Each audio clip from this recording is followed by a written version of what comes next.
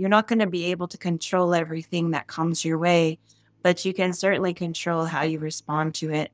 And I say respond because that's the planning, that's the practice and you put all this in place, you're responding, you're not reacting. And I think there's a big distinction between those two. And I think there's a big distinction on the impact that those two, ways we can deal with things impact you from a health standpoint. I really do. This podcast is sponsored by Engineered Tax Services, a subsidiary of Engineered Advisory, whose goal is to support CPAs and their clients to achieve the highest and best use of time and resources. ETS offers specialty tax services and incentives, which help expand your capabilities and ensure that your clients are paying only what is required in taxes and nothing more. To learn more about Engineered Tax Services, go to engineeredtaxservices.com and mention the Healthy, Wealthy, and Wise podcast to receive project discounts and a free CPA partnership ebook.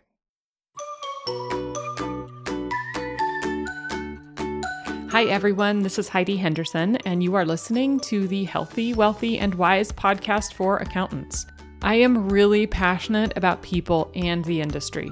And I truly believe that the accounting industry can do better for both our clients and its professionals.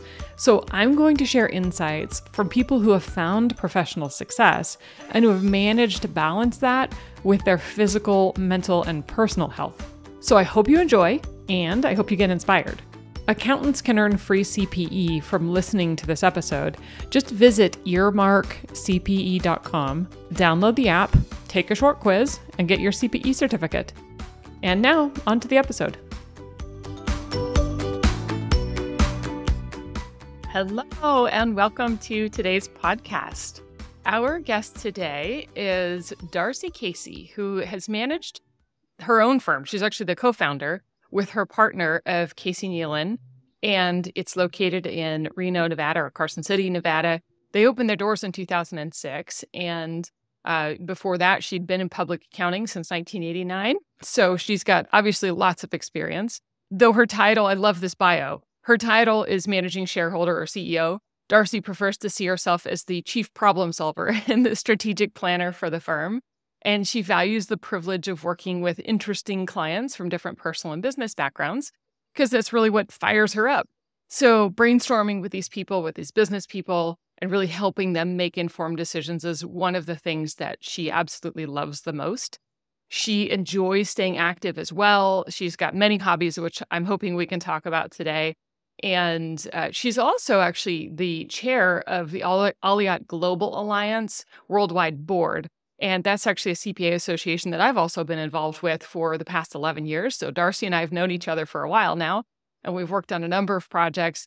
I am a huge fan of Darsi's because obviously she's got a women-run firm, and she's entrepreneurial just because she started her own firm and has been very successful and has really that sort of outside perspective of really trying to be an advisor to her clients and really thinking outside the box. And I value that so much, as well as our relationship meeting at Alliott, which is, I said, this worldwide CPA association. If anybody who listens to this is interested in becoming part of a global association of CPAs and attorneys across the world, the network is amazing. The events are just fantastic. I always thoroughly look forward to joining them, typically twice a year, and meeting everyone from around the world. And the collaboration that occurs there is just fantastic. So that's an amazing association. So with that said, that's enough about Darsi. I'm excited to really dig into some of the personal background and learn more about her as an individual and what she's been building and what she's learned through her career. So Darsi, thank you so much for joining us today. Thank you, Heidi. I don't know what else to say after all of that. So I'm sure that pales in terms of reality because, like I say, I'm a huge fan. So let's start at the beginning. Tell me a little bit about your background personally. Where are you originally from? Well, that's an interesting question because I was actually born in San Diego, but I didn't grow up in San Diego. And just due to, life events with my parents and them being divorced, we moved around a lot growing up, and I actually never went to the same school my entire life. I went to 2 or 3 schools every year of my life and ended up graduating at 16 just to kind of be done with it all. So I graduated high school early. And so, it was an interesting upbringing and, not a lot of stability there. But I think one of the things that I got out of that was that, you can take life's events and it's all about perspective. You could be really bitter about it, or you could take those tools you learned and use them, to better yourself. And so I think that's where I got that from. Wow, that's amazing, and it's so interesting that you went there because some of my questions are probing into kind of exactly that. Like, what are some of the struggles that we face, and how do we turn those around for positive and kind of overcome those in our lives? And as kids, I mean, that's something that's huge. Not having that stability. Do you feel like that then correlates to what was appealing to you about the accounting industry? It's really interesting how I ended up in accounting. I did not choose accounting. It kind of chose me. So I had moved from Las Vegas up to Reno to go to college, completely unsupported in that endeavor. And so I was just taking classes, and I was actually pursuing a major in marketing. And that's what I did graduate with. But in the meantime, as I was working my way through school, I worked for a small accounting firm in Reno. And so I was doing a receptionist job for several years. And then when I graduated, I went to work for a small casino in Reno, family owned, and it wasn't the greatest environment. I felt like, I did actually take a step back in pay just to kind of get a foot in the door there. And so then once, and I worked there probably about 6 months, and my boss at the accounting firm asked if I would come back, and he doubled my salary. And so I thought, well, this isn't really my ideal where, the casino that I was working at. So I went back, and, within a month or two, he said, well, why don't you just take the CPA exam? And so that's how I became a CPA. And so I pursued that, and, within a relatively short amount of time, I realized the potential, not just from a salary perspective, but, the challenge of the job itself, and the challenge not only of accounting, but public accounting in particular, because there's never a dull moment. There's never a day that's the same as another day. And I always tell people, you either have to love accounting, public accounting, or you're going to hate it, because it's very demanding. But it can be a lot of fun too. And thriving on, I think, all those differences that you see every day, is really important to be successful in public accounting. Yeah, absolutely. So, with all of that, like the stress, the timelines, the perpetual deadlines, how do you manage currently the sanity of all of that personally right now? I'm really big on, routines, and sometimes I'm on it, and sometimes, you fall off it. But I've really been able to, over time, develop ways to keep my sanity. And, it's kind of a combination of things. So I would say, when I'm at my very best, sticking to all the things that I know work for me. A day looks like, getting up at 4 or 5 in the morning, starting with, just my vitamins, my green drink, all that kind of thing. And then, going through this kind of ritual of reviewing my goals, going into my journal, and, kind of organizing myself and my thoughts and that sort of thing. And then taking my dog, Jackson, who's right there, taking him up on the trails behind my house and doing like about a half an hour little hike up there. And those days are the best, because I feel like when you start your day out, kind of clearing your mind so that you're preparing yourself for what's going to happen during the day, or what you want to have happen, as opposed to just showing up at work and then the flood of everything starts happening. It starts happening to you rather than you controlling it. And maybe control isn't the right word, but so on those morning walks, what I do is the first 5 to 10 minutes is just gratitude. It doesn't matter, let a negative thought come into my mind. I just think about, whether it's gratitude for being alive and having fresh air to breathe, or the people in my life, or my dog, or whatever it is, just taking that time to just solely think about gratitude. And what I am actually grateful for. And then after that, it's the rest of the walk is all about visualization. And so it might be just that particular day, what I would like to have happen that day. Maybe I have, meetings back to back or difficult things to deal with. And I just visualize, it all working out positively, maybe more specifically, I'll think about things. So everything from like visualizing my day to visualizing what I want my life to look like 5 years from now, or what and so in that process, what I've learned is there's never a point where you stop yourself from believing that you can do something. So sometimes like I'll think, oh, well, that's too much to ask for, and it's like, nope, cut that out of the thought process and really get clear on what it is you see for yourselves in the future, what you would down to how you would feel about it, how you feel waking up in that state and having those things right in front of you. So those are some powerful things that I do. And like I said, sometimes I'm really on it. Sometimes I'll go a month or two without doing those things, but I know they work for me. So I can always gravitate back to them, just depending on what's happening.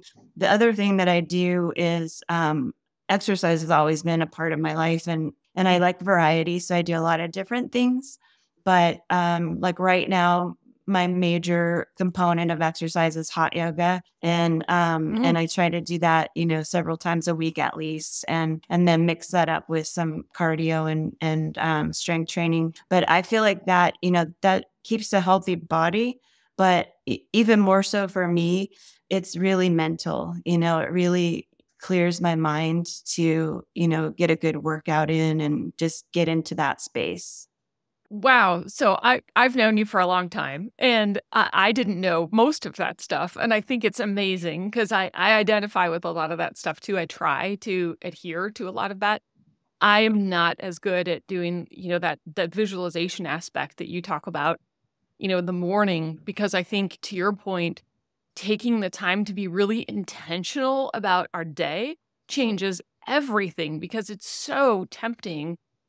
And not even tempting. It's like, it's just automatic if you don't do that, that you come in and you literally spend your whole day just reacting to what's being thrown at you. And you don't take or get the time to be able to then look and say, okay, what should I be focusing on for me to actually achieve my goals? And it's like, you just never even see that. Yeah. Um, And I'm so a true believer in that you create your reality. I really believe that. And I think too many times people don't take the time to even decide what they want, I mean, and it's harder than you think when you start doing it, because if the sky's the limit and anything, anything you can imagine, you can make happen, it's harder than you think to actually determine what you want to have to happen, because there's so many choices. But I tell our staff that a lot too. I do coaching with all of our professional staff, and, I try to get them, we have a series of questions in preparation for each coaching session. And, it's just trying to get them to start thinking about what they want out of their career. Because what we found is we can offer people all kinds of things, but if they don't know what they want, then there's no way we can give it to them. It's impossible. It's an impossible scenario. So we really just try to get people to at least start thinking about what they want, at least out of their careers. And, hopefully that kind of catapults them into thinking beyond that as well. Well, it's pretty neat, though, that you're taking the time to do that, because at a time in this industry, and really in the economy in general, I think the number one issue we're all facing right now is staffing issues and retention and finding staff, keeping staff, and then sort of changing with younger demographics coming in that have a different focus and are a little bit more focused, I think, on a better work-life balance, and maybe not so much what I kind of had growing up, is that grow up, graduate college, get married, have babies, buy a house, you do all these things. I see some of the, my kids in their 20s have such a different focus, and it's more about experience. It's more about living life and enjoying the process along the way, rather than accumulating some of those things. Obviously not with everybody, but, allowing you to give them a voice and take the time to think about those things. I mean, that's got to have a huge impact. And so do you feel like your focus and commitment to your health, both mentally and physically, how does that then affect your staff and the culture really of your whole company? Um, that's hard to really pinpoint. I mean, I think it definitely helps me to be calm and present when I'm here and when I'm with people. That's something that I do try to practice on a regular basis. I think, as far as staff, it's really hard because, we do invest so much time and, just energy, all the things.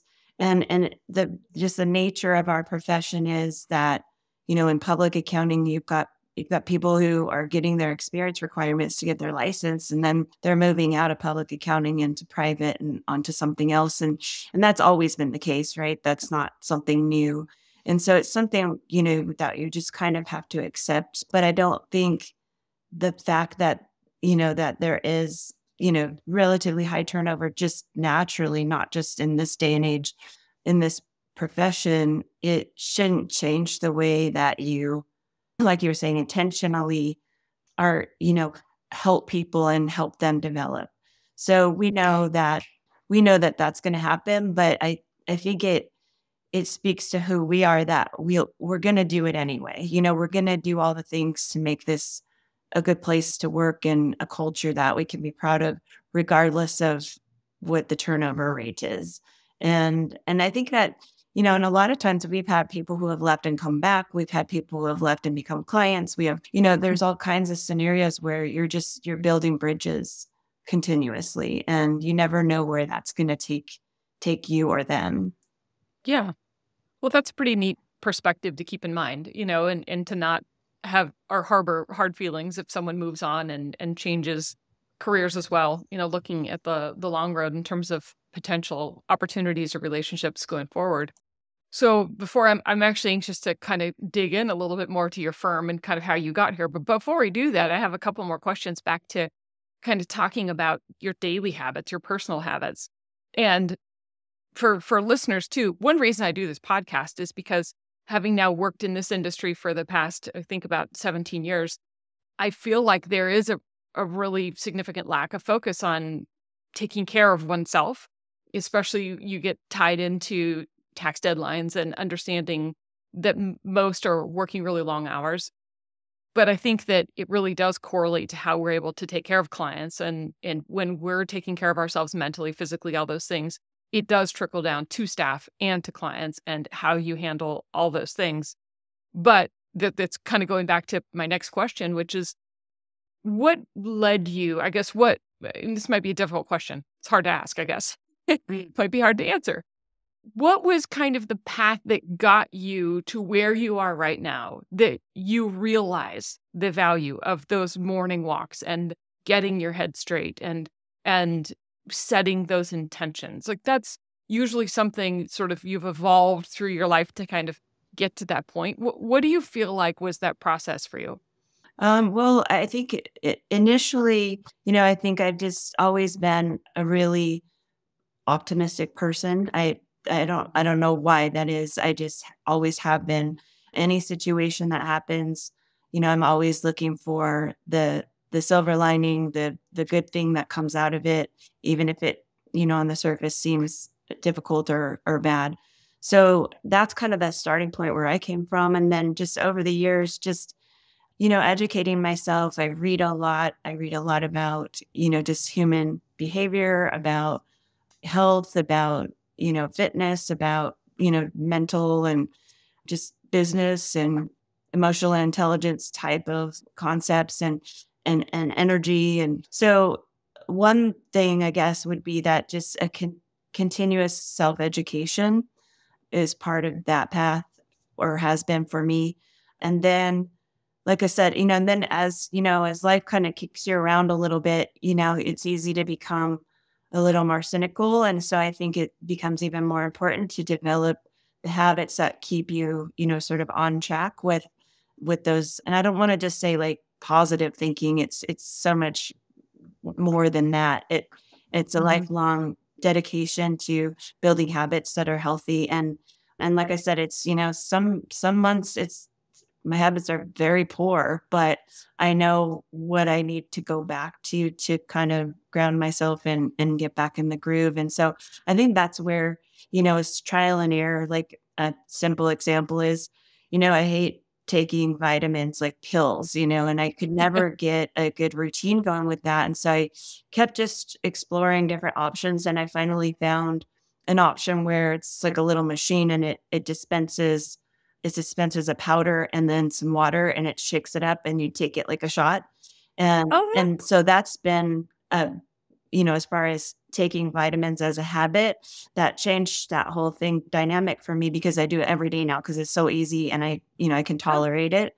So it's just little things like that where, I'm always just trying to find like the best way to incorporate those good habits where they will stick and it makes it easy. And, because we all get decision fatigue from all the things we have to do all day long. So finding those little things and like I said, it's just really trial and error and self-education, because I think a lot of times people want to be told what to do and, how their life is, how they can make their life better or what they, or like going to the doctor, they want an answer and a pill and a this and a that. And I feel like I look at life as it's your responsibility, it's your life. You have to determine what's going to work for you. And a lot of times that's just trial and error. I couldn't agree with you more. And I think that's pretty amazing that you've continued to commit to that continual learning. I think evolving. And it's the same as business owners. We constantly have to adapt and evolve to changing environments. And if we continue to do that personally, it's amazing how we can kind of continue to grow. Okay, so you mentioned lots of books you like to read on different topics. So from a personal perspective of kind of what you've learned, is there one book that stands out that you would recommend as kind of one of the most personally impactful books you read?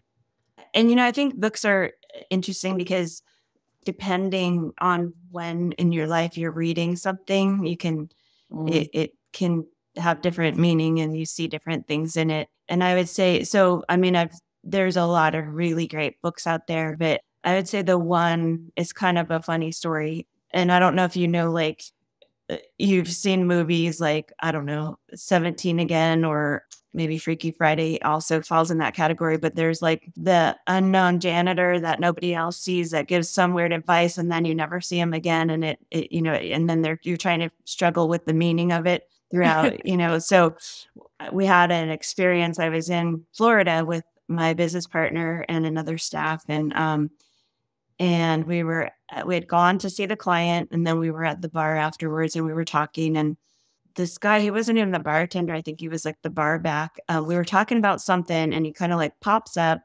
and he says, read the book, The Vortex. It changed my life. It'll change yours too. And so long story short, I read that and it just at that point in my life, it was really impactful. And so that's the one that always comes top of mind to me. Amazing. Okay, that's one that I haven't read, so I'm adding it to my playlist. I always end up on Audible because I drive a lot. So, Yeah.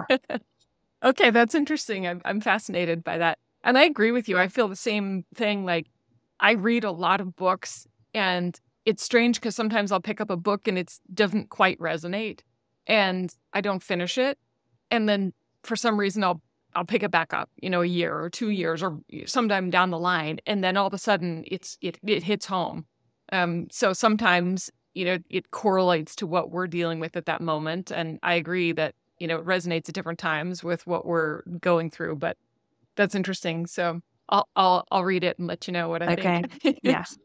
Another um, one, it was not even really, I guess it's not really a self, like improvement type of book, but on Audible, Shantaran. I don't know if you've ever read that. uh-uh. It's it's very long, but it's very well read if you're listening to it on Audible.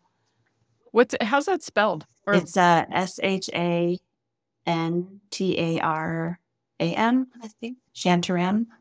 oh, interesting. Okay. Yeah. Okay. There's another one. Perfect. I have some Audible credits I need to use. So, okay, now I have two. So I'll let you know how those go.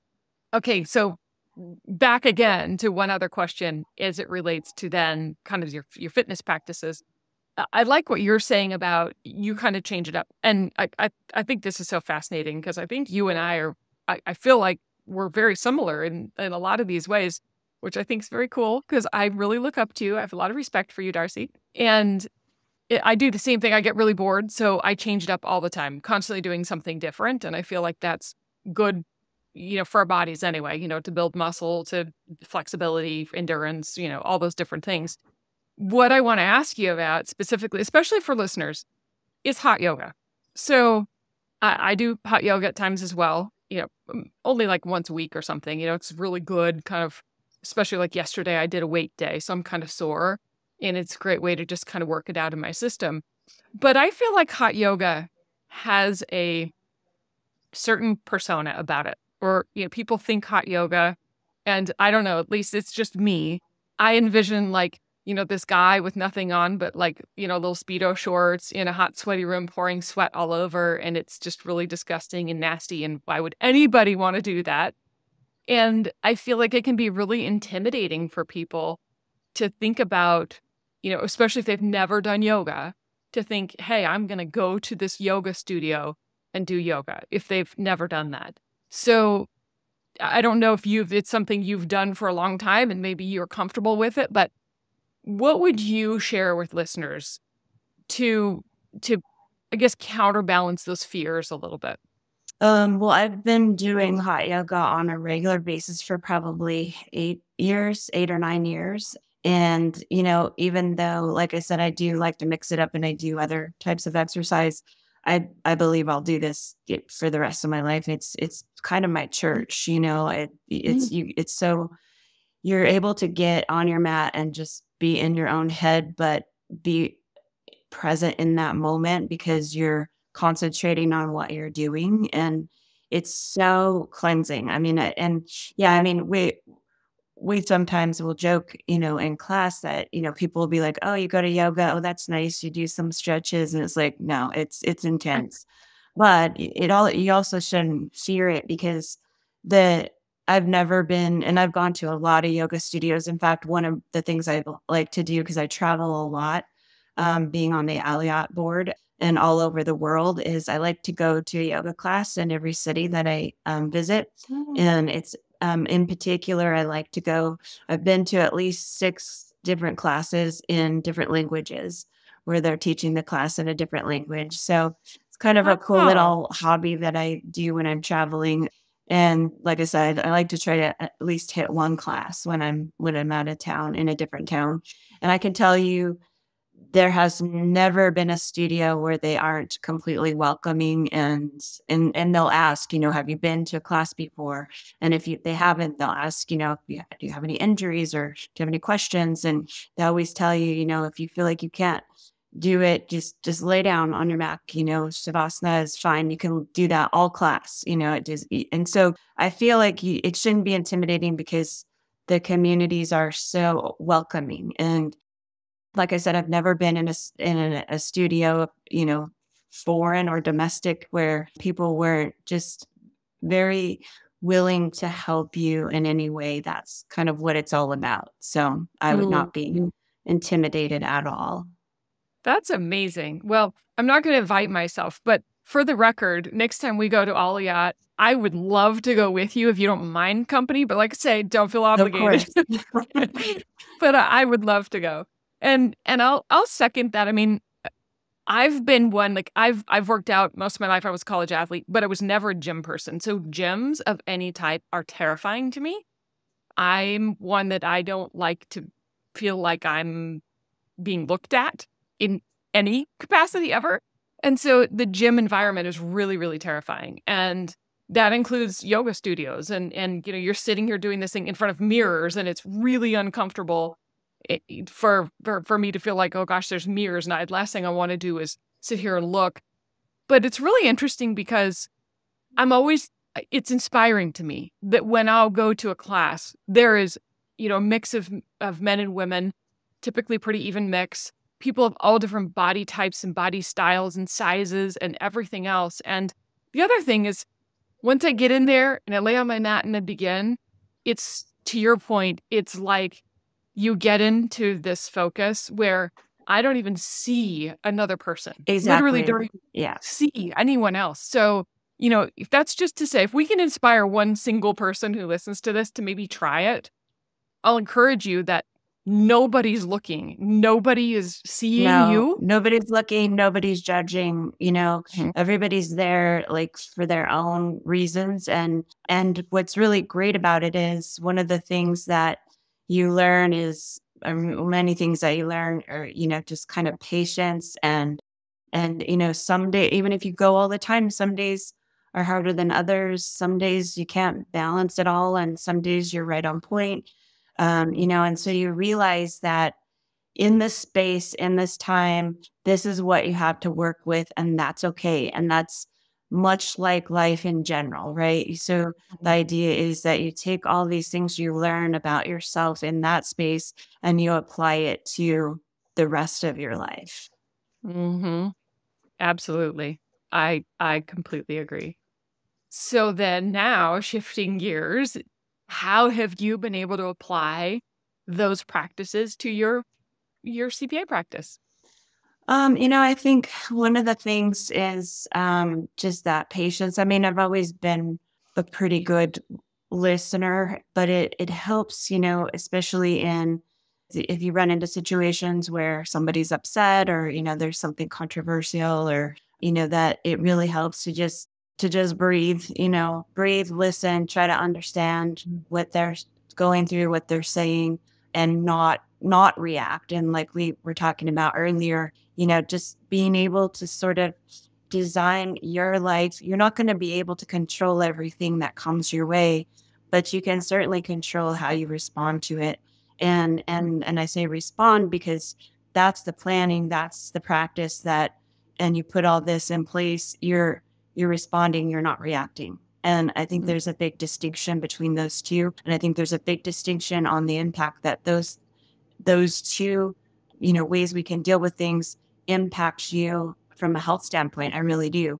And I feel like a lot of there's so many cases of people with anxiety and depression and, that's always been around, but it's definitely something that we're seeing much more now than ever. And I think Mhm. that's in response to all of the inputs that are coming our way, the data that, just everything's moving so fast, the technology, the news, all the things that are thrown at you all day long, your emails, your chats, your this, your that. I mean, it can drive you over the edge if you allow it to. But I just like for me, I don't have notifications turned on and all those different things. There's a couple of things that I have, but I just don't allow it to take me all those things to take me off focus because it's already challenging enough, dealing with people calling and people within the workplace needing things and that to if you can't focus for more than 5 minutes, you're gonna feel overwhelmed. Yeah, absolutely. So, as far as looking at the challenges we face from that perspective, what are some of the opportunities that you've discovered through kind of overcoming those challenges? I guess it's just the opportunity to, like I said, design your own life. It's a real thing and you can do it. It just takes practice. And I think, you have to push away the urge to respond to everything that pops up because you're never going to get there if you can't focus, whether it's focusing on what you want out of life or focusing out on a project. So I think that's an opportunity if you're struggling with something in particular or not, your life isn't going the way you want or your career or you've got a problem you can't solve.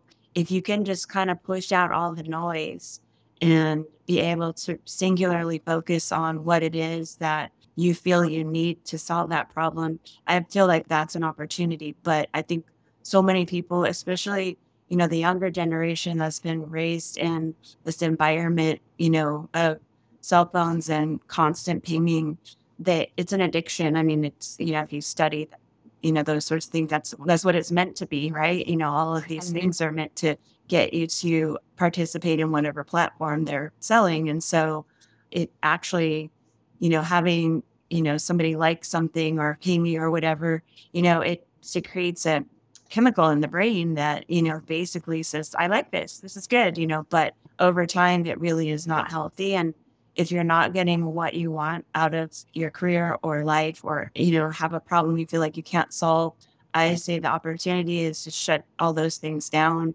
and really start thinking about what you do want, not what you don't want. Mm, I think that's huge. Yeah, it's such a great point.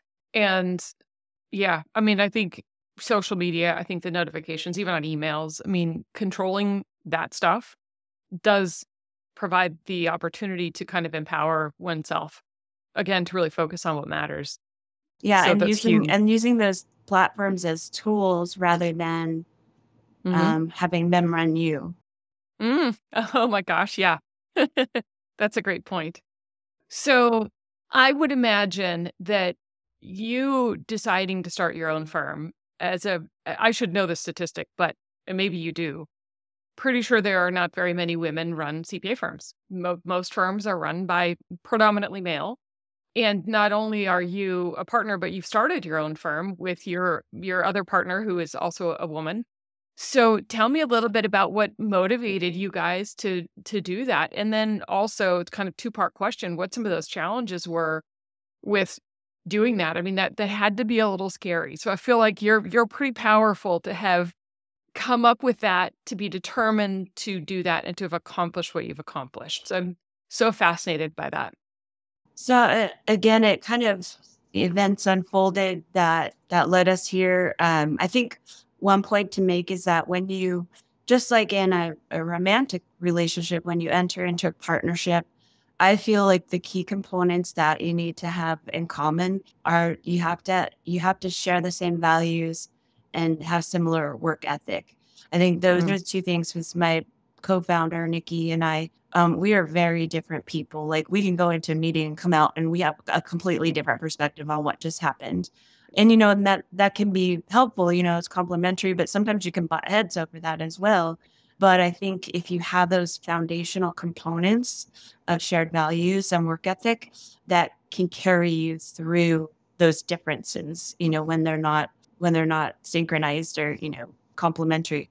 So I think that's the key. And that's kind of what led us here is, and, I don't want to disparage anybody, and that's not the point, but, we found Mhm. ourselves in a situation where, so I was, we're a situation where I just felt like there were some things that didn't align with my values. And how I realized that was, I've always loved what I do, excited to get up and, do my job and go to work.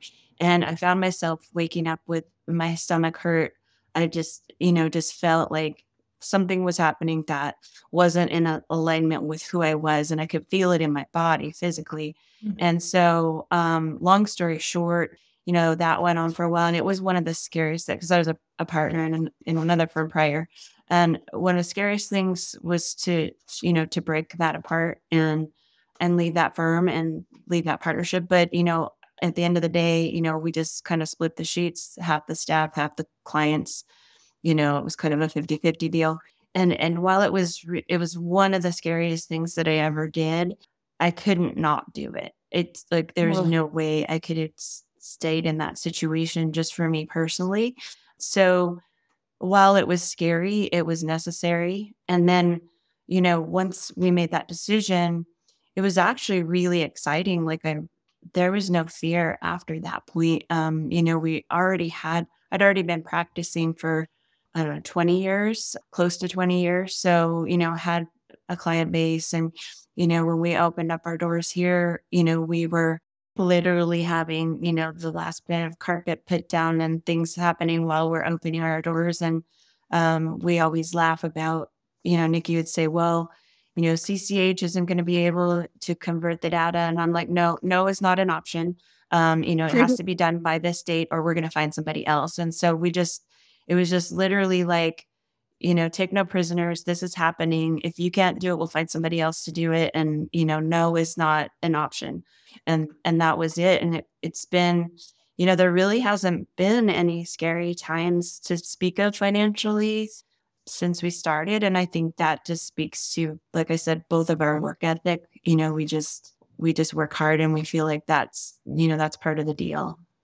Well, kudos to you because again, I mean, I am conservative. I mean, very much kind of accounting. Also, the other thing I was going to tell you is I also studied marketing, graduated with a degree in marketing, and then sort of ended up later going back and getting my master's in tax and moving into accounting. So I think it's a good perspective, and that probably I would assume helped you with starting your firm because you have just kind of that marketing mindset and a little bit of background to kind of guide you down that path. But regardless of the knowledge, it's still one of the scariest things to take that leap of faith and to branch out in that. So again, I think it's been phenomenal. And I think your perspective and how you work with clients is amazing, which is why I've referred clients to you. I hope to refer more because I always tell people that you are fantastic at what you do.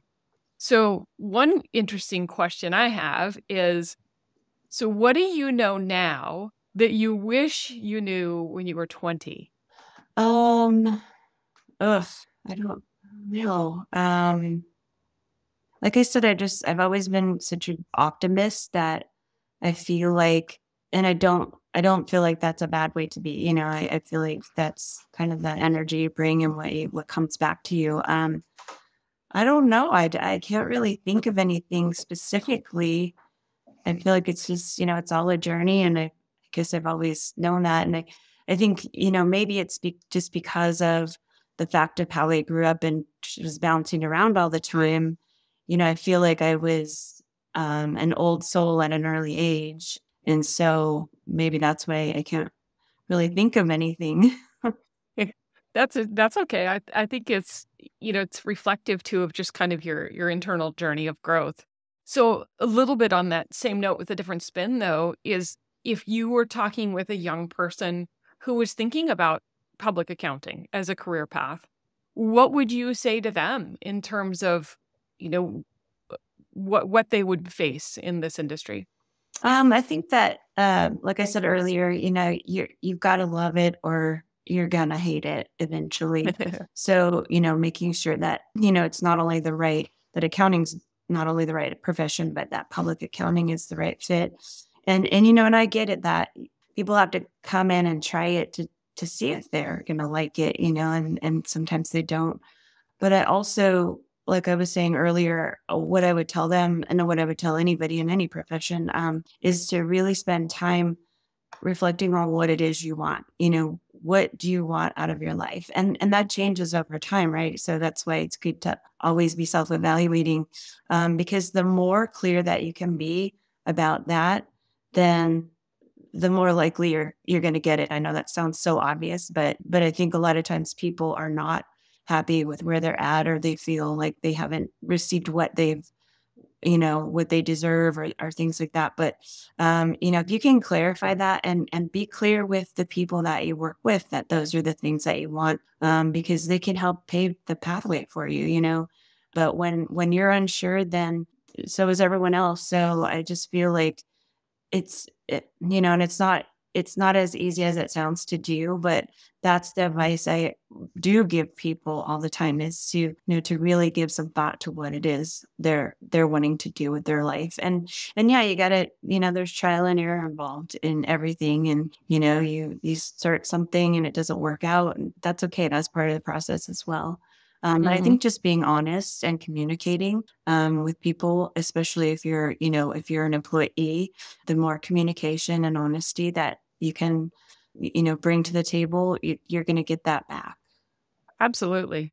Yeah. And to your point, I think it isn't that easy sometimes to say what we want because sometimes, especially I feel like with young people, there's so many options and so many opportunities that it's almost debilitating because, there's so many things in front of us that it can be scary. And sometimes it even feels like we're pigeonholing ourselves if we say, this is what I want. Some Right. people, I know people who, in high school are like, this is what I want. This is my goal. And they hit that path and they run.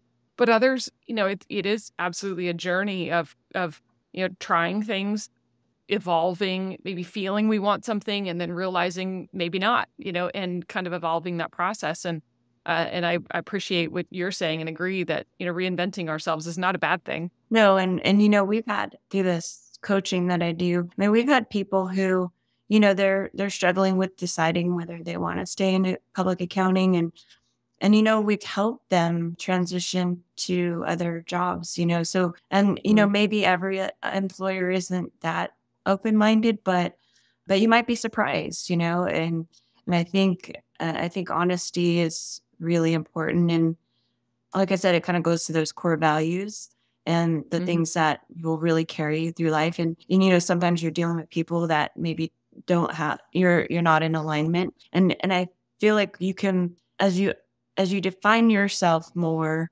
you'll also be able to identify more quickly and more clearly when you're not in alignment. Wow. Well, I think that's kind of powerful because, to your point, it's very much like yoga, and you find that center and you find your balance. And you mentioned that earlier in your previous position where you started to feel physically sick. Physically, you were feeling like you were off and not kind of aligned or following that path. And I mean, that's pretty powerful because, not everyone feels that, or a lot of us, I think, push that aside or bury, we push that down and push through it instead of listening to that. And I think it's amazing that you have listened to that and pushed through. And your success, again, has been very inspiring. So before we wrap up, for our listeners who are not seeing our cameras, Darci has her dog Jackson, who she has this beautiful white couch behind her. It's a gorgeous couch. And Jackson is a black dog, and he's been sleeping on the couch most of the podcast. He is adorable. Tell us a little bit about Jackson for those guys who can't see him. There's so much to tell. He's my soulmate, I think.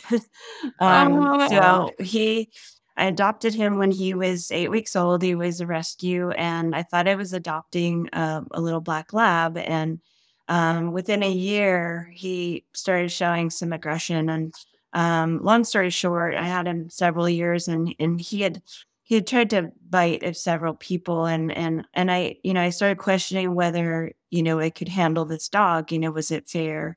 Because he needs a lot of exercise, and then I just thought, well, me thinking, can I handle this dog? This was a very traumatic thought to me because he's been with me a long time, but I wanted to do what was fair to him. I never wanted to see his life be jeopardized by him being put down or something like that. So long story short, I got him when he was 6 years old, I got him into board and train, and it was supposed to be like a couple of weeks. It ended up being 8 weeks, and where she kept him because he was, can't teach an old dog new tricks kind of thing.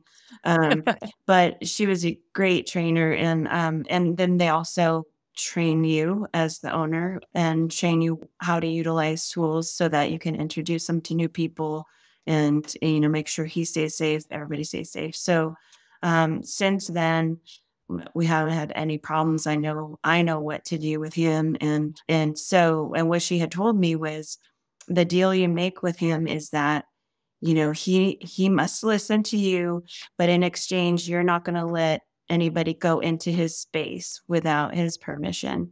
And that's worked out well. And so, we go as much as I can. I take him everywhere with me. We do road trips. I'm going down to San Diego for 3 weeks, renting a house down there in December, and he comes with me. And we just recently, in August, we went. I've always wanted to go backpacking, and I've never done it because I didn't know what was all involved. And I had some friends who invited me, a couple girlfriends. And so the 3 of us girls and Jackson, we hit the trails of the Ruby Mountains in Elko, and we went backpacking for several days. And what an amazing journey. And he had his own backpack as well. That's awesome. So yeah, he's definitely, just kind of like part of me. I mean, we're definitely attached. So animals are great. If you've got an animal in your life, you're lucky. Yeah, absolutely. I am 100% in agreement. And I'm inspired. I was like, I wonder if I could fit a couch back here behind me, because I think that Bo needs to sleep right here behind me, and he'll be on all my Zoom calls. I freaking love that.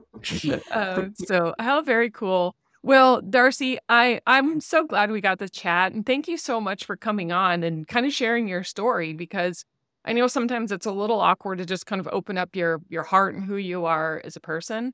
But, as I had mentioned, I really respect you, and I've kind of seen that light in you, and that you've really made sure to commit to yourself, both physically and mentally, as well as running a successful firm. And I think it's inspiring. And, hopefully what you've shared can be helpful for other people. But I'm very appreciative for you coming on. And again, thank you so much. And why don't you share your contact information for anyone who'd be interested in reaching out to you? What's your maybe your website address? It's CaseyNeilon.com. So CaseyNeilon.com. Perfect. Yeah. Yep. So if anybody's interested in visiting her website or contacting Darci or her team, if you need any assistance in that area or really any more, it doesn't even matter virtually. They really have a wonderful firm. Last question, actually, I didn't really focus on what your specialty is.